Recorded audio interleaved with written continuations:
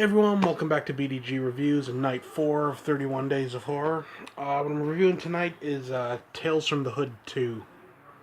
Um, this was a bit of a letdown for me. Um, I really liked the first Tales from the Hood. You know, I saw it a long time ago when I was a kid, and I've just rewatched it recently. Me and Corey from Corey's Crypt are gonna be doing commentary for it at some point in the near future. Um, but yeah, Tales from the Hood 2. Um, it was just generic, honestly. There was nothing really special about it. You know, like the first like the first one, it's an anthology flick. Um,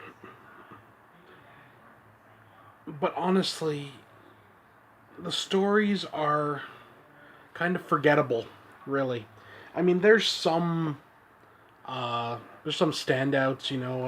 The first story, you got this girl and her friends. They go into like this museum and they want to buy this like old racist doll thing, but the guy won't sell them to them. So they come back to steal it, and like all hell breaks loose.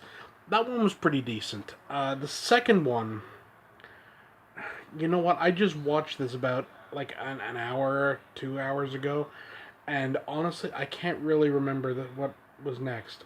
Oh yeah, these gangsters kill this guy accidentally because they want to know where his money is, and so they kill him. They can't find out where it is, but there's this TV psychic guy, and they go to his house and they like essentially at gunpoint and say like, we want you to contact like this guy so he can tell us like where everything is. Um, it doesn't work out quite as planned.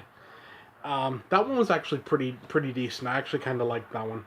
The third one was these two guys go to hook up with these two girls, but they turn out to be vampires. It's nothing special. The fourth one is a bit of an interesting one, and that's this guy. He's like a campaign manager type thing, and he's a black guy, and he's essentially trying to get this racist white guy hired.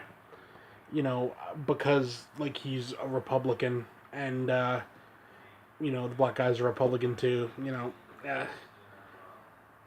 And they end up like there's like the ghost of like Emmett Till shows up, and all like these people that were like murdered and everything in like racist ways and everything. They all show up to like essentially talk him out of it. It's a really good story. I only have one gripe with it, and I'll say this right off the bat. I am not a Republican.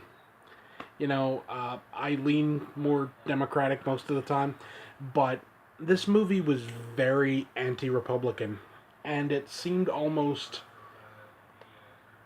so anti-Republican. It was like against it. It. How can I describe this? It's like it was so anti-Republican. It was to its detriment. It came off as being preachy, and you know, I didn't really like that. I mean, like I said, I don't always agree with their politics or whatever, but uh, teach their own. But this came off like way too hard. Like they're trying to push this political agenda, and they're just like hammering it. And it's a little bit, you know, a bit much. And then there's the wraparound. The wraparound is you have what's his name here? Why can't I remember his name? Come on, Keith David. He's playing Mr. Sims. Essentially, he's the same character from the first movie, but um, you know, he looks completely different because it's a different actor, obviously. Um, and they've brought him in to this. They got this. They're building these robots to like work as like a police force, and essentially they made it so that they can kind of learn from like being told stuff. So he tells these stories to give them an idea of what, you know, what to go after in criminals. Um, Sufficient to say, at the end they bring out the robot, and it looks ridiculous.